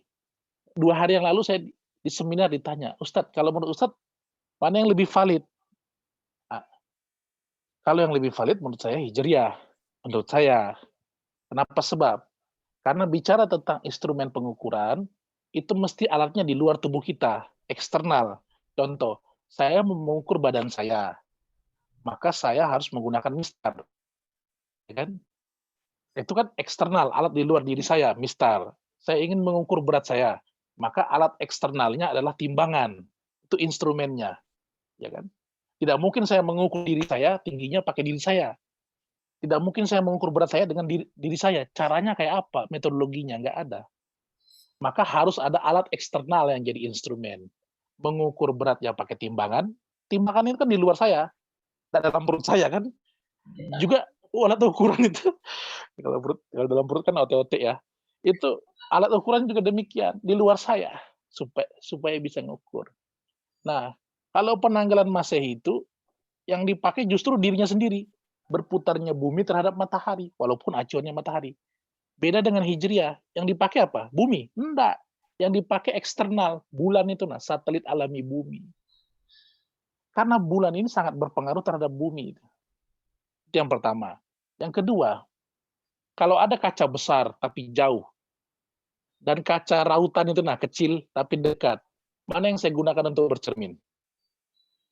Ya tentu yang kecil, bisa kelihatan jerawat, dekat dengan kita. Daripada yang jauh, kaca di lojanan, dipakai ngaca, nggak kelihatan sama sekali. Jadi, itu dari standar pendekatan. Yang ketiga, kalau penanggalan bulan itu kan, Hijriah itu kan standarnya bulan. Tunggu bulan naik, ganti hari. Contoh, Pak, kenapa kita tarawih kan belum puasa? Nak, tadi maghrib. Dalam penanggalan Hijriah, kalau maghrib udah kita masuk 1 Ramadan, walaupun nggak puasa tadi siang, belum 1 Ramadan. Jadi kita tarawih lah malam ini, besok pertama kali puasa. Sehabis puasa, Pak, kok nggak tarawih lagi, kita langsung takbiran. Hari terakhir Ramadan, tadi maghrib, buka puasa terakhir. Ini sudah bukan Ramadan lagi, ini Syawal. Jadi kita nggak usah tarawih lagi. Jadi batas penentuan ganti hari itu bulan. Dan itu betul aja sudah, karena acuannya bulan. Nah kalau Masehi coba lihat, kapan kita ganti hari? Kapan orang tiup trompet? Pasti pukul 00 kan? Pukul 00 itu kan katanya Masehi acuannya matahari. Saya tanya kepada Bapak Ibu, mataharinya mana? Coba lihat. Makanya saya kalau niup trompet lebih baik jam 6.00. Itu lebih masuk akal. Walaupun dibilang orang kurang akal, tapi nggak apa-apa lah. Nah, ini pernah kuliah di sains 4 tahun. Jadi, tidak apa-apa. Jadi, itu lebih masuk akal. Tunggu mataharinya naik, ganti hari. Kalau matahari bisa ngomong, terlalu orang-orang ini. Dia ganti acuannya aku. Tapi dia ganti hari, aku tidak ada. Itu keterlaluan. Dulu waktu ngajar IPA sudah disampaikan ke anak-anak Ustaz itu. Nggak berani, nggak sesuai kurikulum. Jadi yang selanjutnya, dimensi bumi ini semua ikut. Kepiting bertelur ikut bulan, musim ikut bulan, pasang surut laut ikut bulan, ikan naik ke permukaan ikut bulan. Jadi bulan ini betul-betul mempengaruhi sehingga menjadi acuan. Cuma yang terakhir ini standar deviasi penanggalan Masehi itu begitu luas. Dalam 1 bulan penanggalan Masehi itu ada 28 hari, yes. Ada yang 29, yes. Ada yang 30, yes. Ada yang sampai tinggal 31 dalam 1 bulan. 4 nih. Tapi kalau penanggalan Hijriah cuma 29 sama 30. Standar deviasinya kecil. Ya kan? Karena standar deviasi yang besar ini dengan standar deviasi yang kecil, makanya yang lebih valid yang standar deviasi kecil. Makanya ada selisih. Penanggalan Hijriah itu lebih pendek dari penanggalan Masehi. Makanya puasa dan Lebaran kita ini cenderung maju terus. Maju terus. Terus gimana Ustadz? Penanggalan Masehi kita bakar kah? Jangan. Kita kalender pendidikan pakai Masehi, gajian pakai Masehi, lain-lain pakai Masehi. Jangan. Kalender Masehi saya lebih banyak di rumah daripada Hijriah saya. Jangan. Tetap pakai. Tetapi hari-hari spesial dalam hidup kita, pakailah Hijriah. Itulah cara sederhana. Contohnya kayak apa Ustadz? Tanggal lahir. Saya kan Leo Boy, 5 Agustus. Tapi saya enggak pernah lagi tuh merayakan 5 Agustus itu. Walaupun teman-teman ya saya hargai. Saya 21 Syawal. 21 Syawal. Pantas saja doa kita saat milad enggak dikabulkan Allah. Karena salah hari itu. Enggak juga, ini bercanda. Bapak jangan kecewa. Gampang aja caranya. Klik Google, ketik konverter Masehi ke Hijriah. Masukkan ke tanggal kita, klik enter, tik, langsung ada. Catat besar-besar di karton. Tempel sudah, doalah hari itu. Ustadz, 5 menit kok enggak ada datanya. Itu pakai data kita habis. Nah, gitulah. Jadi, itu Hijriah. Hijriah itu hijrahnya Nabi. Dari Mekah ke Yasrib, Madinah. Atas usul Ali bin Abi Thalib. Waktu itu kan orang-orang Arab menamakan bulan itu berdasarkan kondisi lapangan. Muharram mengobati luka, jangan berkelahi. Rajab mulia, Syawal bahagia, kemudian Ramadan Ramidah membakar kulit panasnya, Jumadil awal musim panas awal, Jumadil akhir, Rabiul awal orang pulang-pulang dari safar itu, Rabiul akhir orang persiapan dagang. Cuma nggak ada tahunnya, makanya Nabi itu tahunnya tahun gajah karena ada gubernur Yaman yang namanya Abraha menyerang Ka'bah. Nah, pada masa kekhalifahan Umar bin Khattab baru dibuat kesepakatan tahun. Nah, itulah kiranya pelajaran sejarah. Apalagi kemerdekaan Republik Indonesia ini betul-betul merupakan sejarah yang besar bagi kita. Jadi Allah sengaja membuat periode-periode di surah At-Taubah 36, 12 bulan di sisi Allah itu dalam rangka menghargai sejarah. Siapa orang menghargai sejarah, menghargai para pendahulunya. Jangan sampai nggak pasang bendera ini. Harus pasang bendera. Itu kita penghormatan terhadap sejarah dan perjuangan. Kita nggak sampai melawan Belanda. Pasang bendera harus. Kalau sampai tidak bisa, ini perlu dievaluasi terhadap penghargaan terhadap sejarah. Nah, yang kedua, saya percepat saja. Yang kedua, Allah sengaja menetapkan periode sehingga ada tahun baru ini. Sebenarnya punya makna yaitu kulun zaki, peningkatan kapasitas. Kan konsepnya Nabi begini, kalau orang hari ini lebih buruk dari yang lalu, berarti dia celaka. Kalau orang sama dengan yang lalu, berarti rugi. Kalau orang hari ini lebih baik dari yang lalu, berarti dia beruntung. Nah, untuk memberikan interval, maka Allah menciptakan waktu yang berulang. Kalau tahun kemarin nggak sholat, ya tahun ini sholat. Kalau tahun kemarin nggak korban, ya tahun ini korban. Kalau tahun kemarin nggak puasa, ya hari ini puasa. Kalau tahun lalu nggak menutup aurat, ya tahun ini tutup aurat. Sehingga rentang waktu ini menjadi bahan renungan. Setiap tahun harus lebih baik. Timbullah muhasabah kita. Inilah makna kedua, peningkatan kapasitas. Jadi Allah sengaja menciptakan waktu dan masih memberi waktu dalam rangka meningkatkan kapasitas. Ayah bunda sekalian, sebenarnya waktu kita ini cuma dua. Yang pertama menunggu waktu sholat, yang kedua menunggu waktu disolatkan. Di tengah-tengah masa menunggu ini, siapa orang terbaik? Orang yang meningkatkan kapasitasnya menghadapi waktu yang selanjutnya. Yang terakhir ini, apa makna dari perputaran waktu ini dalam kaitannya menjadi manusia yang bermanfaat? Karena dia sebaik-baiknya manusia. Allah sengaja mencipta perputaran waktu ini, memberikan kesempatan kita amilum mutafail, meningkatkan amal-amal yang konsisten. Amilum mutafail, amal ibadah. Bapak Ibu sekalian, saya kupas sedikit. Ada dua instrumen Allah menguji manusia. Yang pertama lewat kebahagiaan, dan yang kedua lewat kesedihan. Kebahagiaan dan kesedihan adalah instrumen Allah menguji keimanan seseorang. Salah satu bentuk kebahagiaan ketika manusia itu mendapatkan rezeki dari Allah Subhanahu wa taala. Nah, cara pandang orang terhadap rezeki sangat menentukan dua hal yang fundamental dalam hidupnya. Yang pertama, persepsi manusia terhadap rezeki sangat menentukan cara dia mengambil keputusan dalam hidup, ya kan? Yang kedua, persepsi manusia terhadap rezeki sangat menentukan daya tahan dia dalam menghadapi kehidupan yang penuh dengan cobaan. Nah, kalau kita mau sadur dari banyak sekali buku dan literatur, sebenarnya tingkatan rezeki itu tiga saja. Tiga. Kita sederhanakan menjadi tiga. Tingkatan rezeki yang pertama, yang dalam istilah orang-orang itu disebut wajahan nazar yatazayadu. Tingkatan rezeki, di tingkatan ini orang-orang memandang rezeki berdasarkan pertambahan banyak. Uang tambah banyak, tambah rezeki. Mobil tambah banyak, tambah rezeki. Tanah tambah banyak, tambah rezeki. Apakah cara pandang ini keliru? Enggak juga. Perhatikan dalam surah Nuh. Yursilis sama alaikum midrara. Wa yumdid bi amwal. Wa banin. Pertambahan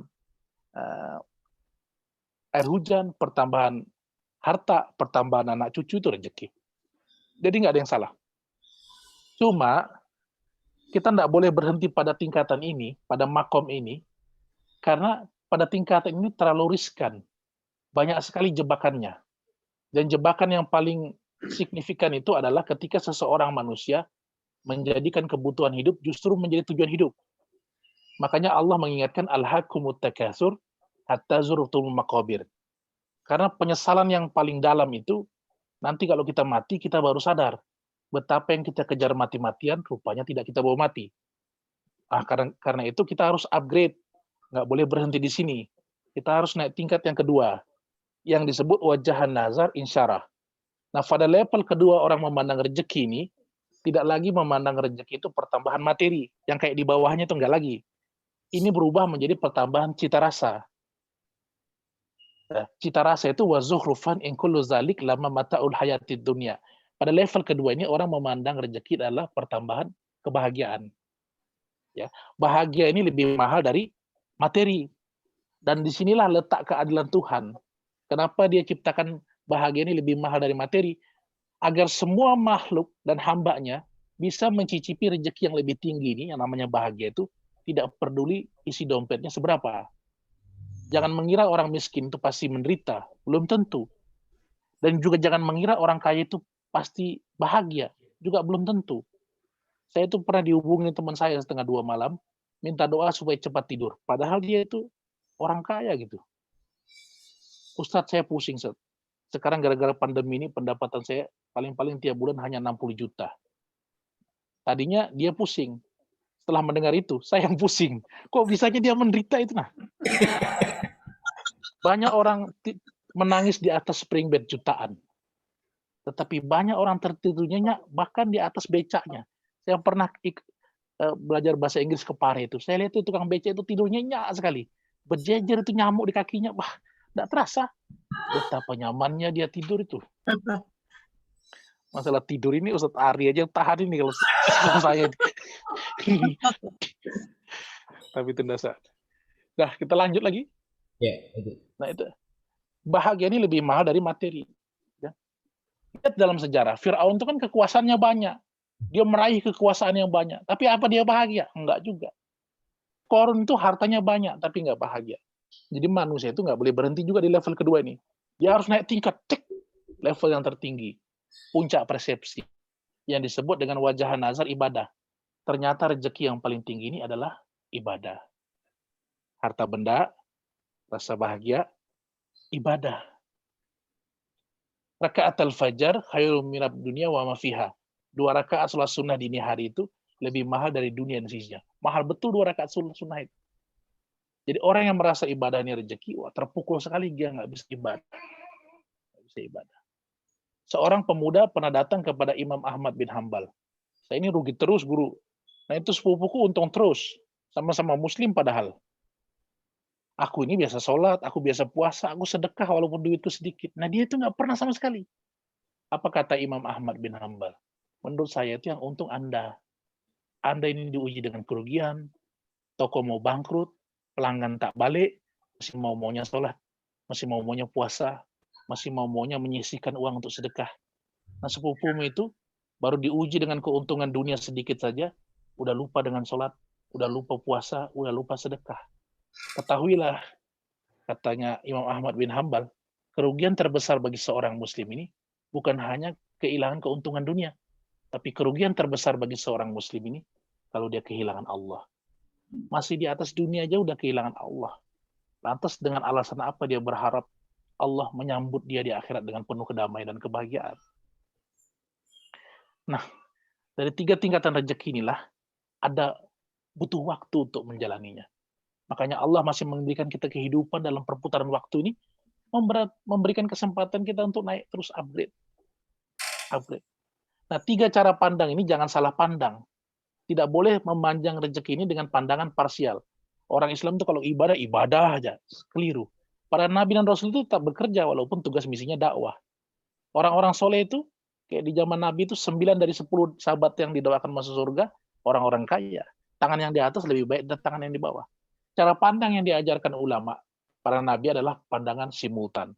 Orang Islam itu justru orang yang giat cari uang. Orang yang paling semangat cari kebahagiaan. Tapi lihat ujungnya. Uang dan kebahagiaan bukan sebagai tujuan, tapi menjadi kendaraan mendekat kepada Allah Subhanahu wa taala. Terakhir, saya ingin tutup.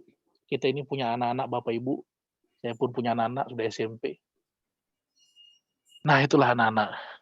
Jadi cara memandang anak ini memang 3. Jawab pertanyaan ini. Anak adalah titik-titik dari Allah.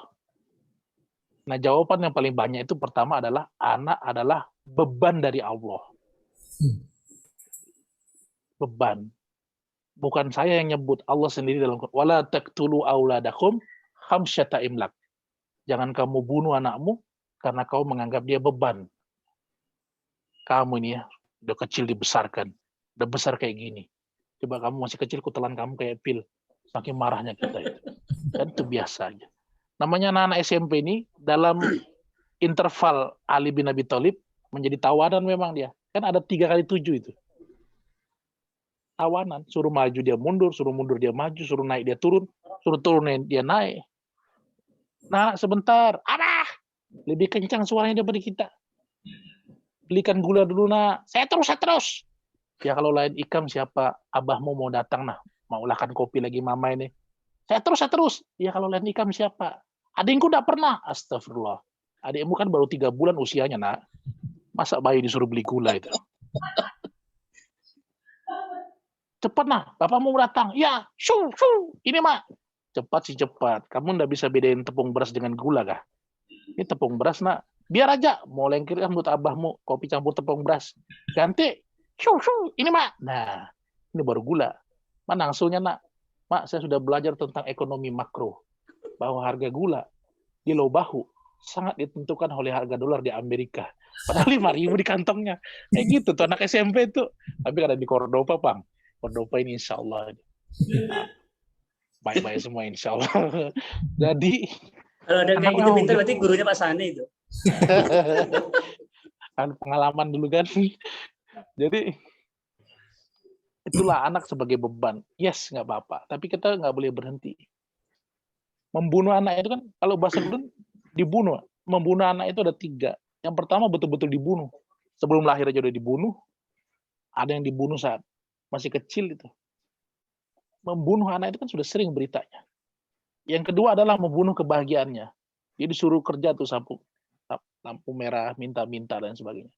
Yang ketiga, dibunuh cita-citanya. Ini paling lembut ini.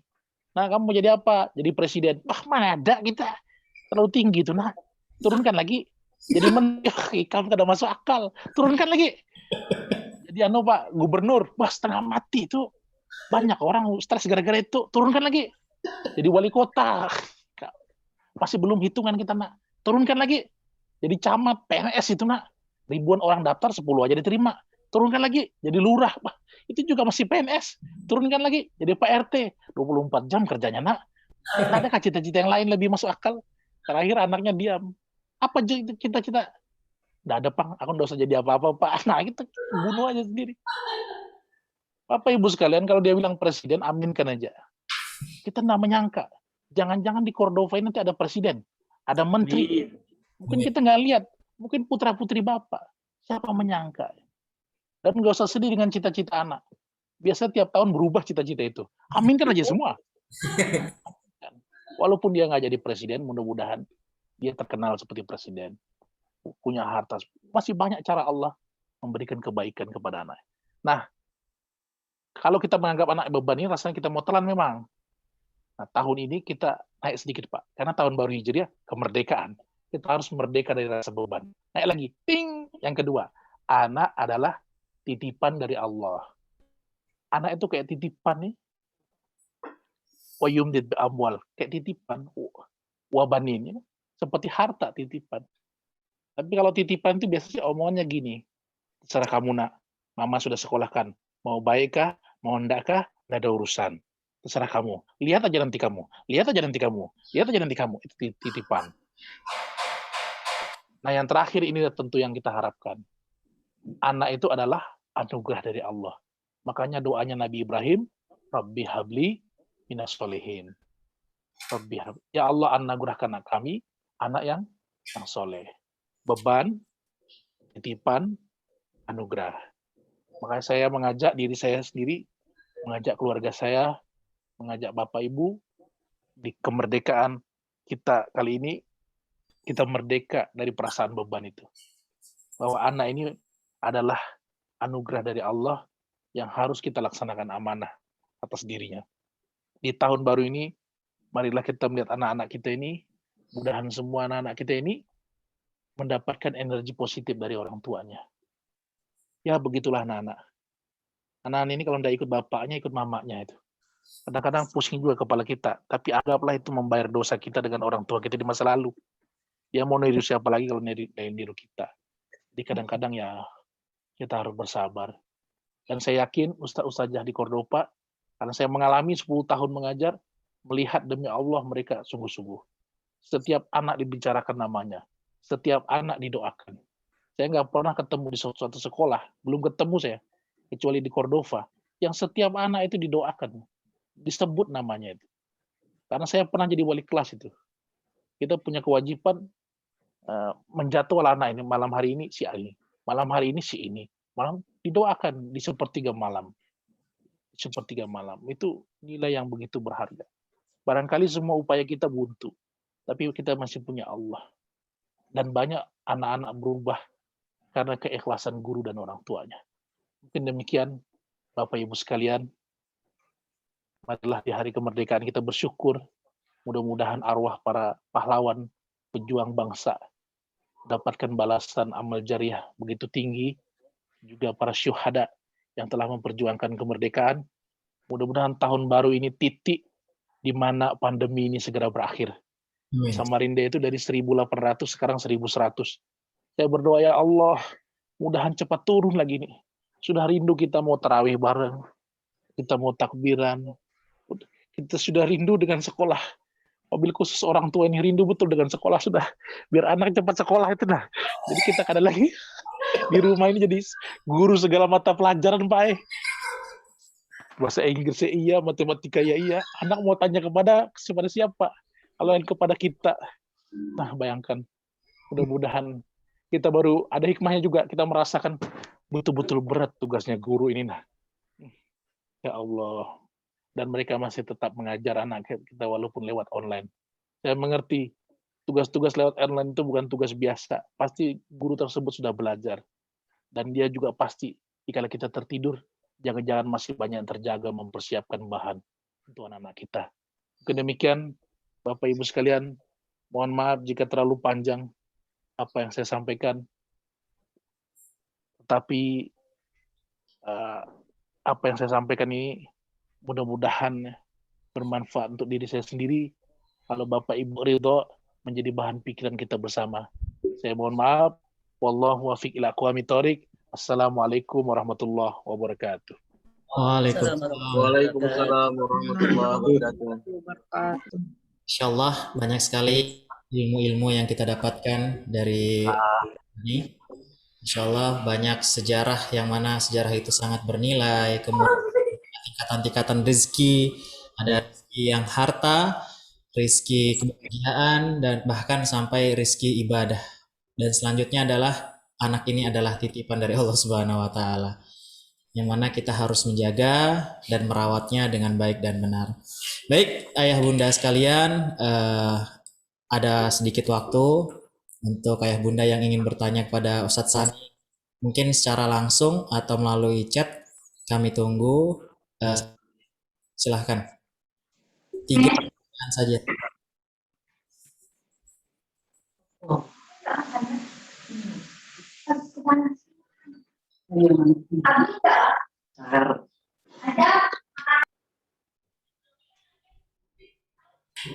Bagaimana ayah bunda, ada yang bertanya?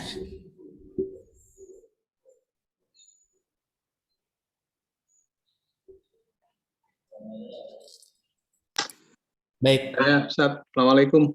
Waalaikumsalam warahmatullahi Assalamualaikum warahmatullahi wabarakatuh. Silahkan Mbak. Iya. Apa kabar? Ustaz Sani, lama tak jua kita. Menarik sekali apa yang disampaikan Ustaz Sani tadi. Dan menurut saya inilah kondisi real saat ini gitu ya. Walaupun ceritanya itu mulai dari sejarah tempo dulu, tetapi di akhir dari tausiah tadi betul-betul ya inilah kondisi real bangsa kita. Kalau nggak bangsa kita ya minimal yang ada di Samarinda lah. Nah, mensikapi apa yang disampaikan oleh Ustadz Sani tadi bahwa anak itu ada 3 tadi ya, mulai beban, kemudian titipan, dan yang terakhir adalah anugerah tadi. Saya merasakan betul itu bagaimana perjalanan mendidik anak itu. Dari kebetulan anak saya 4-4-nya tuh di Cordova, mungkin Ustadz Sariko tuh sampai bosan kalau wawancari saya tuh kadang-kadang gitu. ini lagi gitu ya. Kalau di Jakarta terkenal dengan L4 itu, lu lagi gitu. Kalau ada yang 5 enggak apa-apa lagi Pak, atau 7? belum. Nanti saya tanya ibunya itu, uminya saya tanya. Nah, gini. Jadi selama perkembangan dari SD sampai ke SMP itu ya khususnya yang akhir-akhir ini, kemudian ketika di SMP itu kan lebih kompleks ya. Ada yang sebagian dari Cordova, ada yang sebagian dari SD IT juga tapi di luar Cordova, ada juga yang berasal dari SD umum, SD negeri maupun swasta yang berasal dari umum. Nah, karena anak saya itu biasa dididik dengan lingkungan Cordova yang kita sendiri sudah tahu, kemudian mengalami hal yang ya itu sebenarnya realitas kehidupan masyarakat yang sebenarnya gitu loh ya. Teman-temannya itu kompleks walaupun hanya melalui Zoom, tetapi sudah bisa memilah-milah gitu. Di teman saya tuh kok begini.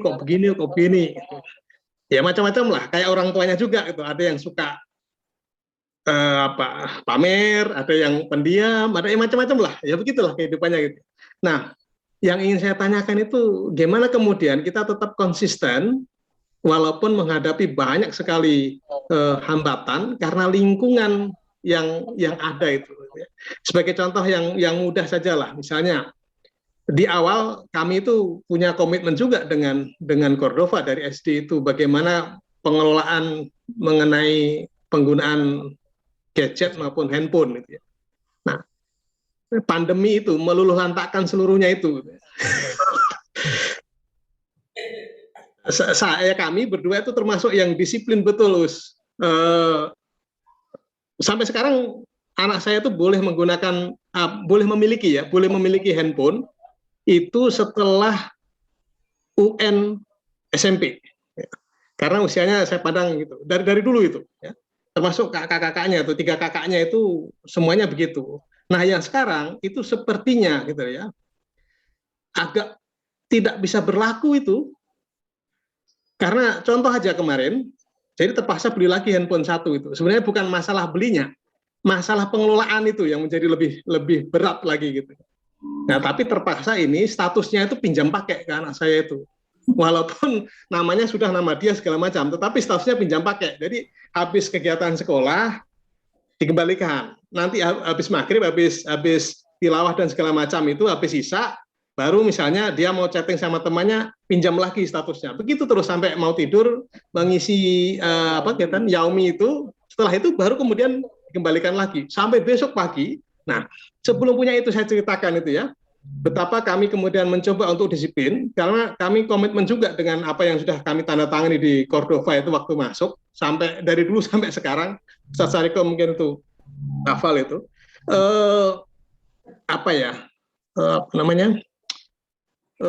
Begini, ketika itu kemudian kami lakukan dengan cukup ketat, ternyata anak saya itu menjadi teralienasi dengan lingkungannya gitu ya.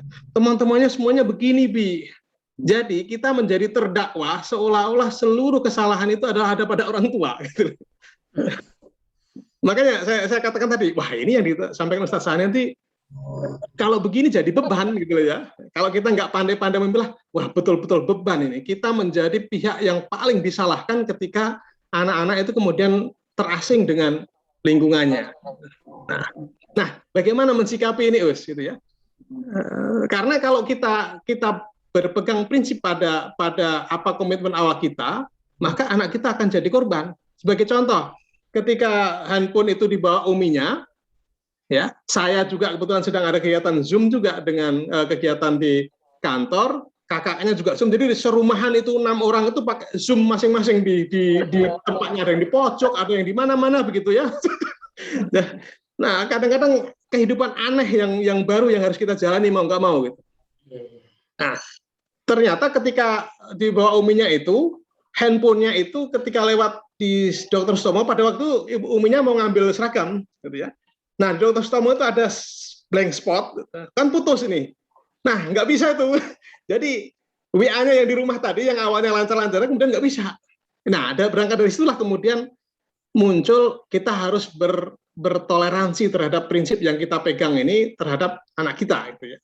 Nah, kalau saya masih ingat itu ketika di SD perpisahan SD kemarin, Ustadz Sariko juga hadir pada itu kepala sekolahnya Ustadz Parosih menyampaikan jangan larang kalau ibarat kita tuh di apa namanya di tepi laut lah, jangan larang anak kita untuk berenang karena kita hidup di tepi laut, maka ajarin anak kita untuk berenang sehingga dia mengenal bahaya dan segala macam. Maka ya itu yang kami lakukan.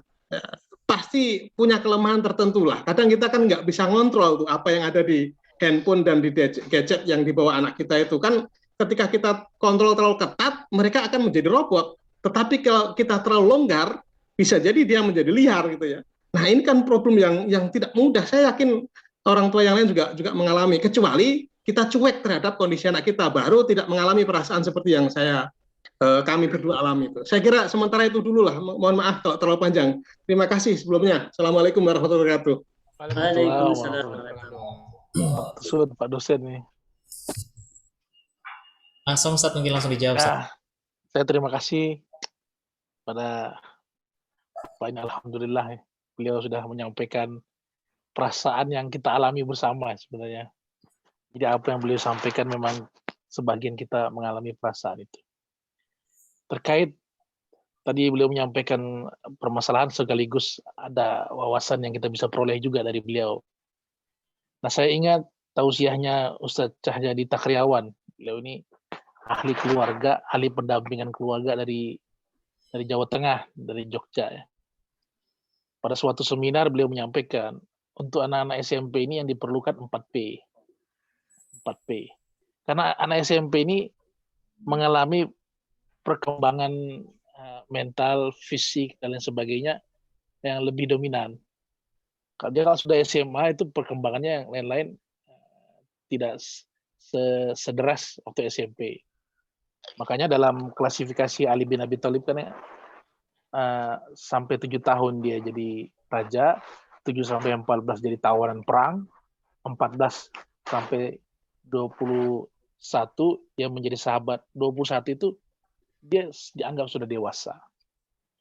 Nah, beliau menyampaikan begini, ada 4P. P pertama itu perhatian, Pak.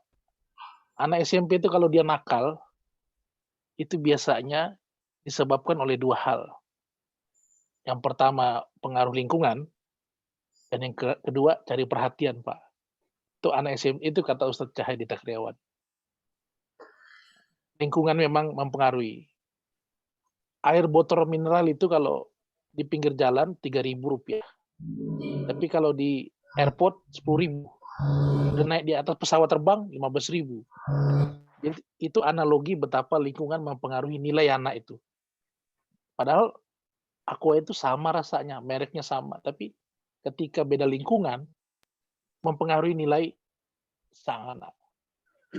Jadi perhatian. Jadi kita tinggal kalibrasi. Kira-kira anak ini nakalnya gara-gara apa? Lingkungan kah? Atau memang mau cari perhatian? Keuntungan kita punya data dan pengalaman. Karena anak ini sejak bayi bersama kita. Beda kalau anak itu sudah tinggal waktu kecil di neneknya atau sebagainya, kita kehilangan data. Dan kita harus sambung data dan pengalaman oleh perawat sebelumnya. Tapi kan kita tahu, biasanya dengan musyawarah antara ibu dengan anak, ibu dengan suami, sama-sama merenung, nah ketemu dia masalahnya. Jadi perhatian. Yang kedua itu penjelasan. P yang kedua adalah penjelasan. Ketika seorang ibu atau bapak memberikan handphone, apa yang panjenengan lakukan sudah tepat. Memberikan penjelasan bahwa handphone ini adalah alat bantu pendidikan. Nah, bisa juga ini handphone alat hiburan, tetapi ada batasnya. Yang disampaikan tadi, saya lebih dapat ilmu juga. Rupanya ada pinjam pakai, Pak ya. Nah, itu kayaknya bisa saya terapkan juga di rumah pinjam pakai itu. Ide baru itu, Pak. Jadi, terima kasih, Pak, atas tambahannya. Jadi, di situ ada penjelasan. Anak itu bisa saja kita hukum secara otoriter. Karena kita di atas dia, kita yang melihara dia. Tapi anak itu merasa dihargai jika hukuman yang kita berikan didahului penjelasan. Salahnya di sini, dan lebih mulia lagi kalau buat kesepakatan. Jadi penjelasan ini penting bagi anak-anak SMP. Karena kadang-kadang dia tidak mau ikut kita bukan karena tidak mau, tapi karena dia tidak punya data dan tidak punya pertimbangan yang tepat. Karena sumber informasinya terbatas. Kalau kita nggak kasih penjelasan, maka dia selamanya keras. Perhatian, penjelasan. Nah, yang ketiga ini yang paling keras, kata Ustadz Cahyadi, bukan paling keras, paling sulit, pengawasan. Pengawasan. Termasuk handphone tadi, kita nggak tahu dia berhubungan dengan siapa, apa yang dia buka. Namanya anak-anak, biasa dia ikut dengan temannya. Upaya kita semaksimal mungkin, Pak. Saya lihat tadi, apa yang Bapak sudah lakukan itu on the track aja. Kalaupun memang ada hal yang sedikit kita kecewa atau mungkin sedikit di luar jalur, itu biasa. Yang penting tetap kita kembalikan ke jalurnya. Pengawasan. Pengawasan ini sangat penting. Perhatian sudah, penjelasan sudah, pengawasan yang paling berat. Bukan hanya pengawasan dalam menggunakan handphone, pengawasan dalam ibadah juga penting. Kalau punya anak laki-laki itu, sekali-sekali kita tanya, Pak, yang dia baca bacaan sholat itu apa? Jangan-jangan dia acting aja berkomat kamit itu. Nah, perempuan pun kita intip lubang kuncinya, Pak. Dia sholatnya itu kayak apa?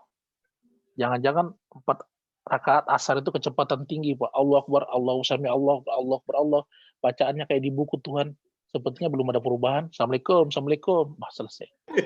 Bahkan ada yang kecewa itu. Malaikat baru turun. Ampi kah sudah? Naik lagi malaikat. Nah, bahkan ada orang tua kecewa. Dia baru tahu anaknya nggak bisa sholat jenazah, Pak. Nggak bisa sholat jenazah. Ada cerita, entah betul atau tidak, ini cerita guru saya.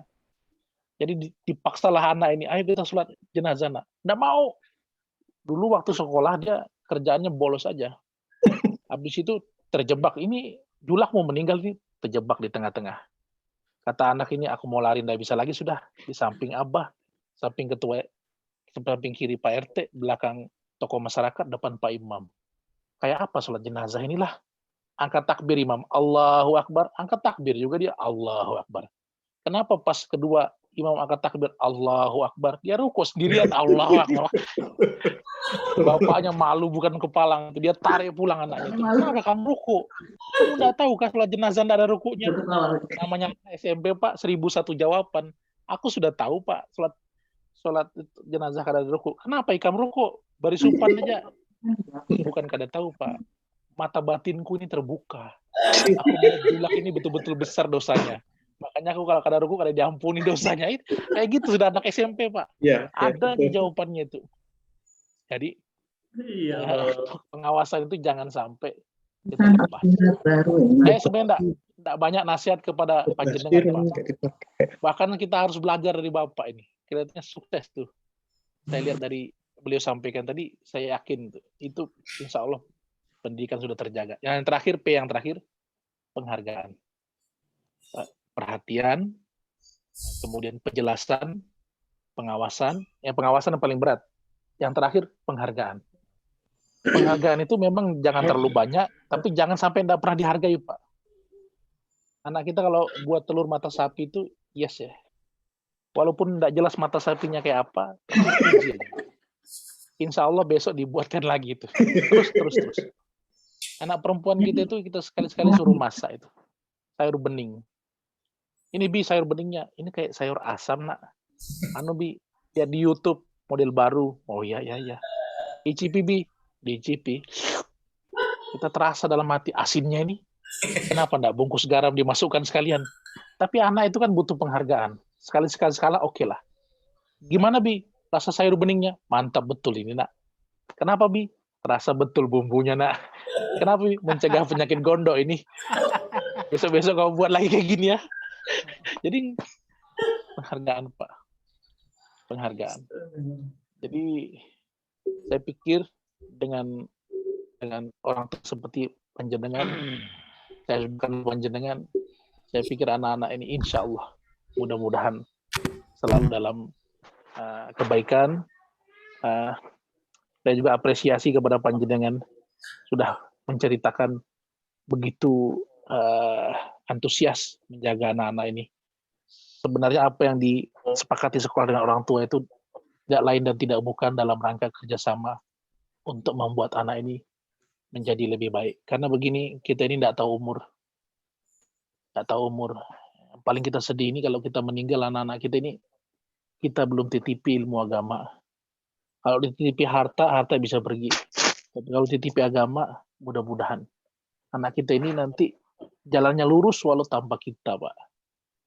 Mudah-mudahan sebelum kita berpisah dengan anak-anak ini, Allah memberikan kita kekuatan, menyediakan kondisi, waktu, untuk, dan perhatian khususnya, agar anak-anak ini menjadi anak yang diharapkan, anak yang soleh dan soleha. Jadi saya tidak bisa menjawab pertanyaan Bapak, saya nukil jawaban dari Ustadz Cahyadi, perhatian, kemudian penjelasan, pengawasan, dan penghargaan. Inilah metodologi pendekatan yang menurut beliau paling efektif untuk anak-anak yang saat ini menghadapi banyak sekali fenomena. Nah kalau nggak dikasih handphone juga nggak bisa Pak. Saya juga di rumah sedang begitu. Apa yang Bapak alami ya sama istri Zoom, saya Zoom, ya, anaknya juga sekolah online. Gitu. Masya Allah. Terima kasih Pak. Sebenarnya beliau bukan bertanya, memberikan ilmu kepada saya juga, memberikan wawasan kepada kita semua. Matusun Pak. Terima kasih banyak. Kami yang terima kasih banyak Ustaz, luar biasa. Alhamdulillah. Baik, terima kasih pada Ustadz Sani dan Bapak dari Abdullah Azam ya, kelas 7A2. Terima kasih atas pertanyaan juga penjelasannya kepada kita semua, karena biasanya yang bertanya itu mengerti sebetulnya tentang jawaban tersebut. Baik, ayah bunda sekalian, ada lagi yang ingin bertanya melalui chat mungkin atau ngomong secara langsung?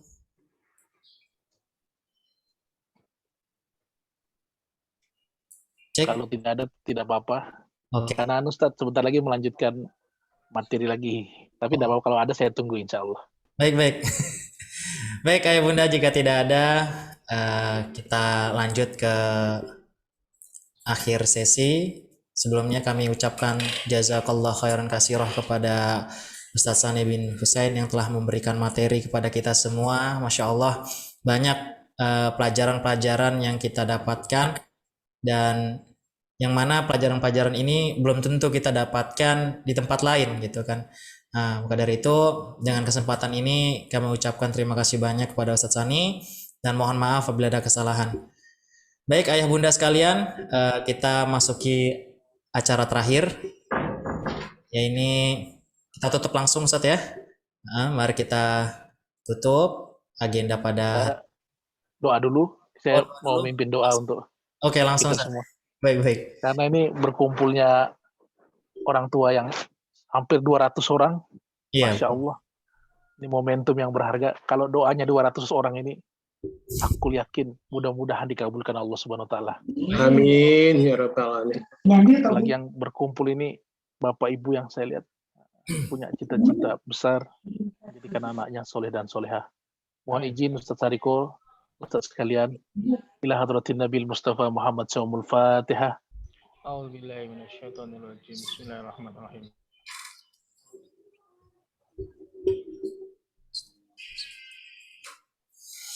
Amin. Bismillahirrahmanirrahim. Alhamdulillahi rabbil alamin. Allahumma salli wa sallim ala sayyidina Muhammadin salatan tunjina biha min jamil ahwali wal afat wa taqdima jamil hajat wa tutahhiruna biha min jamil sayiat wa tarfa'una ala darajat wa tuballighuna asal ghayah min jamil khairat fi hayat wa ba'dal mamat. Allahumma zil sultanil azim wa dil manil khadim wa dil wajhil karim wa lil kalimati tammah wa da'watil mustajabah. Ya Rahman tawil umrina, sahih asadina, wahdi hajatina, waksir amwalina. Ya Allah, ayah bunda semua yang hadir dalam majelis kami.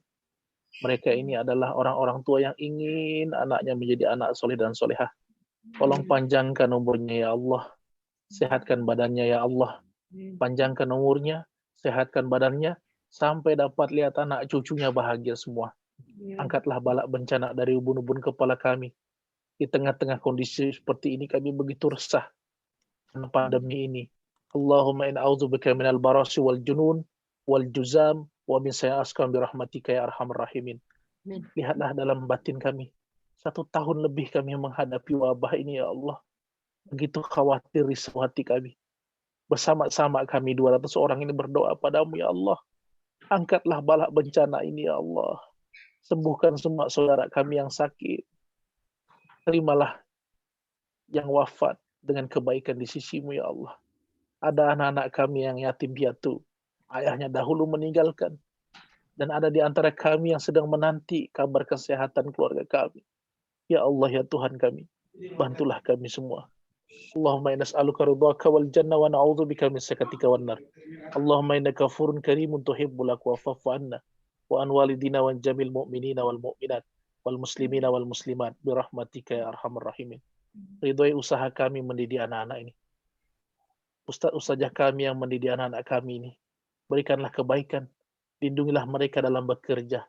Mudahkanlah rezeki mereka. Berikanlah kebaikan yang berlipat ganda. Telah berkenan mendidik anak-anak kami, ya Allah. Ya Allah, ya Tuhan kami. Balaslah jerih payah ustaz-ustazah kami yang ikhlas ini dengan kebaikan berlipat ganda dunia dan akhirat. Ya Allah, ya Tuhan kami. Kami berdoa untuk anak-anak kami. Jadikan anak kami semua anak soleh dan soleha. Mereka lah harta yang tak ternilai yang Engkau anugerahkan kepada kami. Jadikan anak kami anak soleh dan soleha. Anak yang santun kata kalau kami nanti sudah tua. Anak yang masih mau beli lembut kepala kami saat kami sakit tak berdaya. Anak yang masih mau membimbing kami saat kami sakratul maut.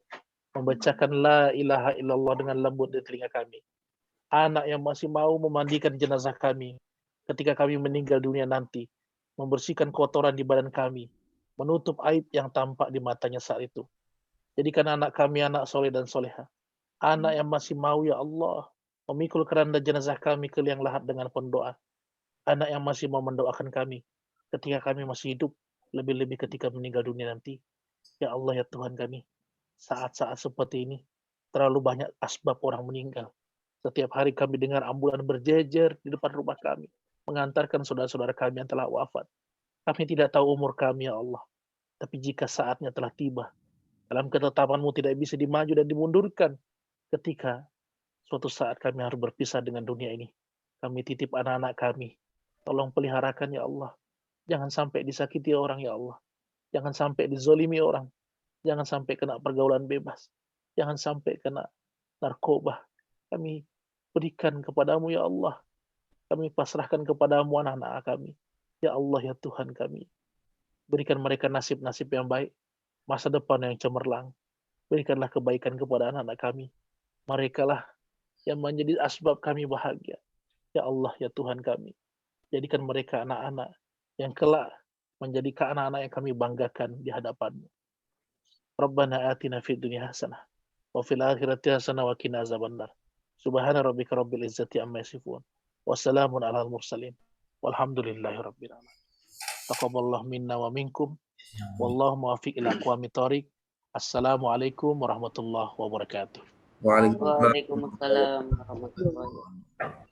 Semoga doa-doa yang dipanjatkan oleh Ustaz Sani tadi dikabulkan oleh Allah Subhanahu wa taala. Amin ya rabbal alamin. Baik ayah bunda sekalian, mari kita tutup agenda pada siang hari ini dengan bacaan doa kifaratul majlis dan hamdalah. Subhanakallahumma la ilaha illa anta astaghfiruka wa atubu ilaik. Mohon maaf bila ada kesalahan. Assalamualaikum warahmatullahi wabarakatuh. Waalaikumsalam warahmatullahi wabarakatuh. Saya mohon pamit Ustaz Sariko, ayah bunda sekalian. Nyuwun sewu. Assalamualaikum. Sama-sama Ibu, saya juga dalam sekejap ini langsung ke masjid karena ada yang disolatkan jenazahnya. Sebagaimana Pak Sani tadi ya menyampaikan, hitungan hari kita selalu mendengarkan dan bahkan membersamai saudara kita untuk solatkan. Ya, pesan itu aja Bu. Saya banyak terima kasih Pak Sani, luar biasa untuk buat kita semuanya, pelajaran yang berharga. Saya titipkan pada Ibu dan Bapak semuanya, anak-anak kita di rumah dengan orang tuanya. Ya, tolong diingatkan, terutama yang di kelas 9 atau bahkan kelas 8, biarkan dia jadi imam di antara ibu bapak semuanya. Karena kami juga membiasakan sholat 5 waktunya itu dari duhanya, zuhurnya, asarnya, kami ya yang guru-guru itu jadi makmumnya, bukan kami yang jadi imamnya. Karena membiasakan anak-anak kita untuk menjadi imam di antara kita. Nah, sekarang ini bersama dengan Ibu, biasakan dia untuk sholat. Ya, menjadi imam kita. Insya Allah bacaan anak-anak kita insya Allah bagus ya. Nanti ada proses yang lebih bagus lagi, tapi tunggu saatnya. Itu aja Pak Sani, sekali terima kasih. Monggo saya berdiri juga dari panggil di masjid itu. Assalamualaikum warahmatullahi wabarakatuh. Waalaikumsalam warahmatullahi wabarakatuh.